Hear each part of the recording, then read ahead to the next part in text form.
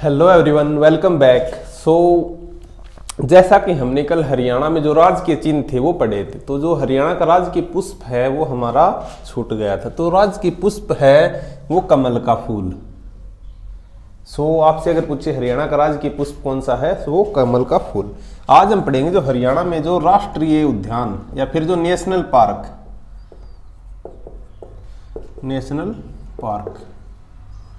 तो हरियाणा में कुल कितने नेशनल पार्क हैं? आंसर आपका 2 रहेगा। एक है सुल्तानपुर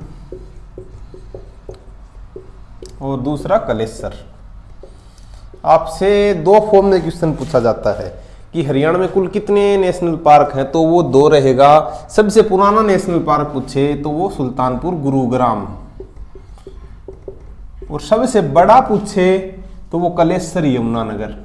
कंफ्यूज नहीं होना आपको, बड़ा पूछे तो कलेसर यमुनानगर, पुराना पूछे तो गुरुग्राम। ये doctor Salim Ali national park भी से बोलते हैं। जो डॉक्टर सलीम थे, सलीम अली, जो कि एक बर्ड साइंटिस्ट थे। ये किसके लिए फेमस है? साइबेरियन सारस पक्षी के लिए। ये कलेसर, ये लाल जंगली मुर्गा, साल के वृक्ष। हरियाणा में अगर साल के वृक्ष पूछे तो वो यमुनानगर, एग्जैक्ट जगह पूछे तो कलेसर नेशनल पार्क। सबसे बड़ा, ये आप याद रखना, सबसे बड़ा और ये सबसे पुराना। इसको 1991 में HSSC मानती है कि राष्ट्रीय पार्क का जो दर्जा मिला था, और इसको 2003 में। यहीं से हरियाणा में यमुना नदी एंटर करती है। किसके पास से हरियाणा में यमुना नदी एंटर करती है? तो वो कलेसर राष्ट्रीय उद्यान या फिर कलेसर नेशनल पार्क आपका राइट आंसर होगा। इनसे यही क्वेश्चन बनते थे कि हरियाणा में जो राष्ट्रीय उद्यान है वो कितने हैं? 2 हैं, सुल्तानपुर गुरुग्राम और कलेसर यमुनानगर। आगे हम करेंगे जो हरियाणा में वन्य जीव अभयारण्य आप जिसे कहते हैं, वाइल्ड लाइफ सेंचुरी, वो कितनी है? तो वो कुल में 10 हैं, लेकिन जो रिजर्व है वो है 2 और जो नॉर्मल वो 8। हम 1 by 1 वो सारे करेंगे।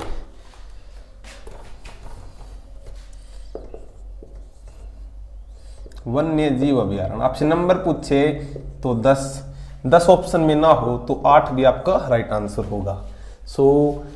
जो सबसे पहले करेंगे पंचकुला में है वीर शिकारगढ़ और खोल ही रहतान। आप ऐसे याद कर सकते हो कि हरियाणा में जो पंचकुला है वहां पे सबसे ज्यादा वन है।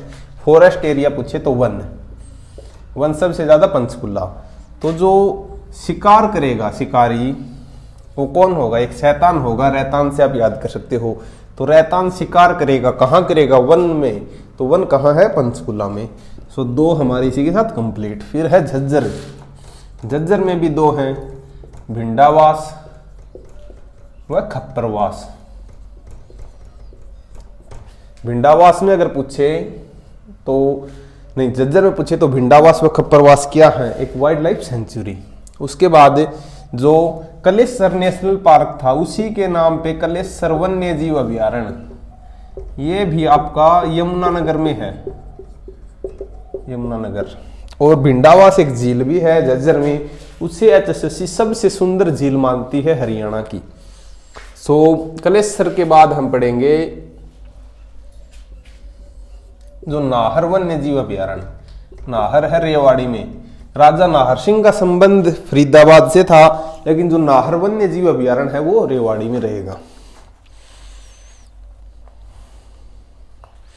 अब आता है सबसे बड़ा वन्य जीव अभयारण्य। जैसे सबसे बड़ा नेशनल पार्क था तो अबूब शहर सिरसा, ये सबसे बड़ा वन्य जीव अभयारण्य है। सबसे छोटा पूछे तो वो आपका छिलछिला कुरुक्षेत्र, क्योंकि कुरुक्षेत्र के युद्ध में क्या हुआ था? बहुत सारे छल कपट हुए थे। तो छिलछिला कुरुक्षेत्र में, और अब्बू के सामने हम सर झुकाएंगे, सिर, तो सिरसा, अबूब शहर सिरसा सबसे बड़ा, सबसे पुराना।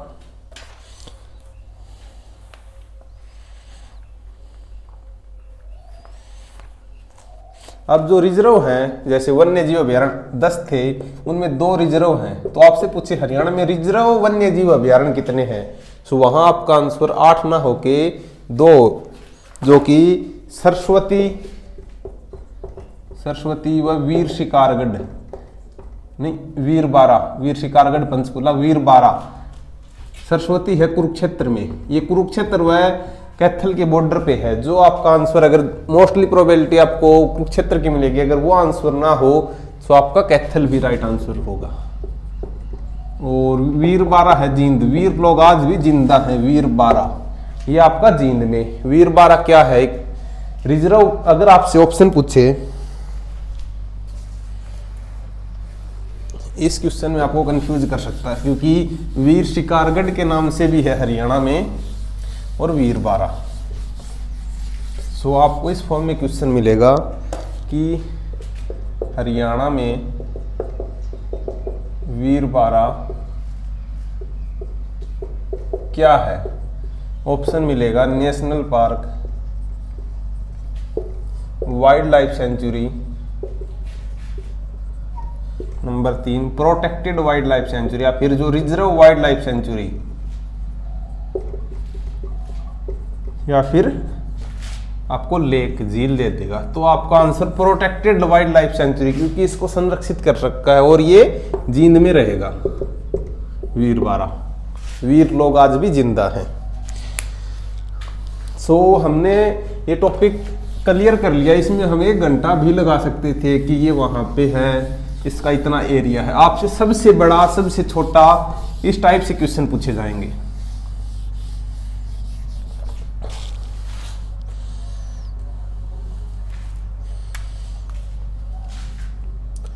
अब अगर पूछे कि हरियाणा में जो राष्ट्रीय उद्यान 2 हैं, वाइल्ड लाइफ सेंचुरी 10 हैं, रिजर्व उसमें 2 हैं।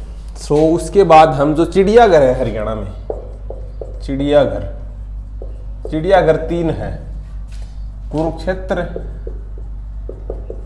रोहतक व भिवानी।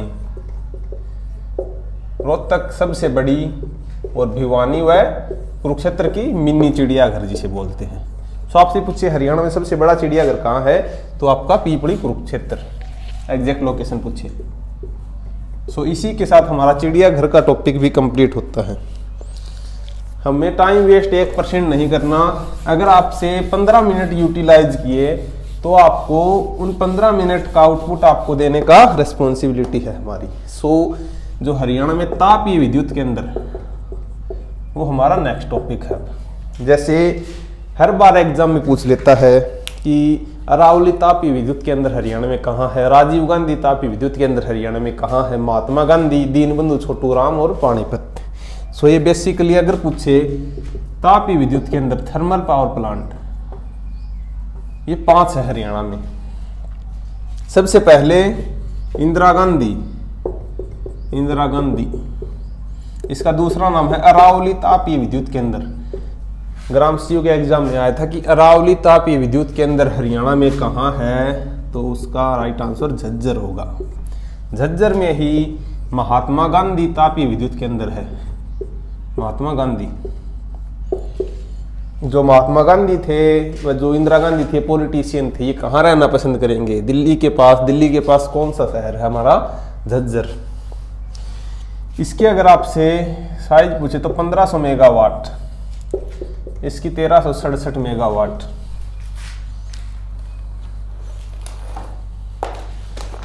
Sorry 1300 megawatt. जो तीसरा है हमारा दीनबंधु छोटूराम, ये है यमुनानगर में, क्योंकि जो दीनबंधु छोटूराम जी थे वो किसानों के मसीहा थे। वो पूरे हरियाणा में रहेंगे तो वो रोहतक, उनका जो होम टाउन था वहां नहीं रहेंगे। वो जो पंजाब से टच होता जो हरियाणा है वहां रहेंगे, तो वो यमुनानगर में। और इसकी एक खास बात है, इसके लिए जो कोयला आता है वो central coal field.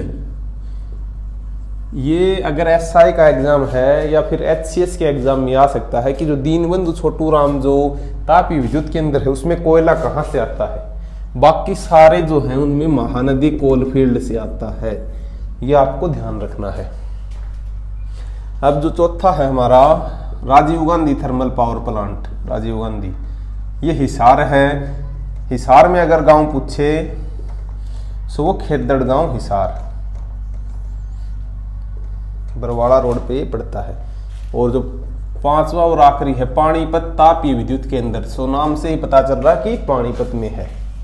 So basically ये 5 विद्युत केंद्र है। इनकी लोकेशन आपसे पूछता है। सबसे बड़ा पूछे सो इंदिरा गांधी सबसे बड़ा, सबसे छोटा पूछे तो दीनबंधु छोटू राम, छोटू से छोटा आप याद रख सकते हो। पानीपत तापीय विद्युत केंद्र की है 1367 मेगावाट यूनिट इसका जो साइज है।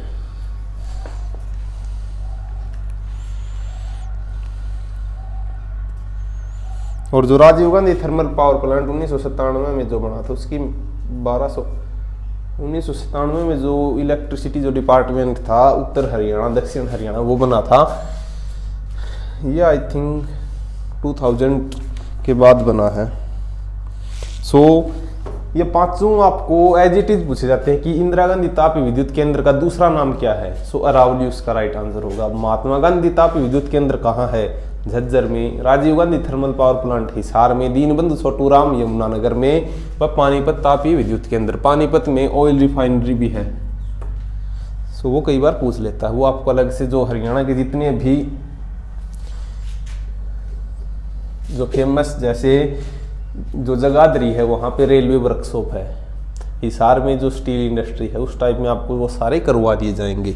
सो आज की क्लास में हमने हमारे 3 टॉपिक कर लिए। नेशनल पार्क या फिर बर्ड सेंचुरी जितनी भी थी, उसके साथ साथ जो चिड़ियाघर थे, वह जो तापीय विद्युत केंद्र था।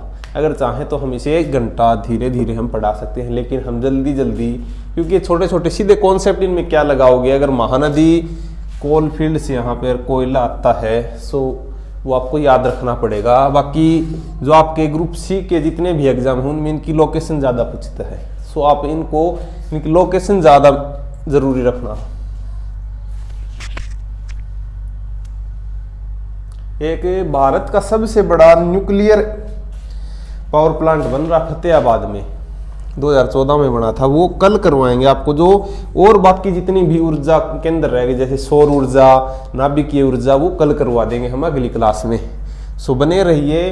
और अगर आपको ये क्लासेज अच्छी लगे तो अपने दोस्तों के साथ ज़रूर शेयर करें, क्योंकि जो हरियाणा की एक बेहतरीन क्लास आएगी 10 से 15 दिन बाद, क्योंकि तब तक आपका भी 80% हरियाणा जी के जो बेसिक्स टू नॉर्मल एडवांस हम कह सकते हैं वहां तक हम कोशिश करेंगे। लेकिन जो मेन एडवांस जो आज तक हरियाणा में यूट्यूब पे या फिर कोई भी बुक में जो बुक सेलर जो बुक रखते हैं वहां पे ये डाटा नहीं है, सो वो क्लास करेंगे हम। सो उसके लिए मैक्सिमम लोगों तक ये वीडियो पहुंचाएं और आपको बता दिया जाएगा एग्जैक्ट डेट। आई थिंक 15 अप्रैल को वो क्लास हम डालेंगे। और वो क्लास अगर आपने पढ़ी तो आपको जो 4 से 5 नंबर भी कई बार जो एडवांस हरियाणा लेके आता है, वो एडवांस हरियाणा क्या होता है? वो होता है जैसे अंतर्राष्ट्रीय गीता महोत्सव होता है, उसका हरियाणा सरकार हर जगह प्रचार प्रसार करती है।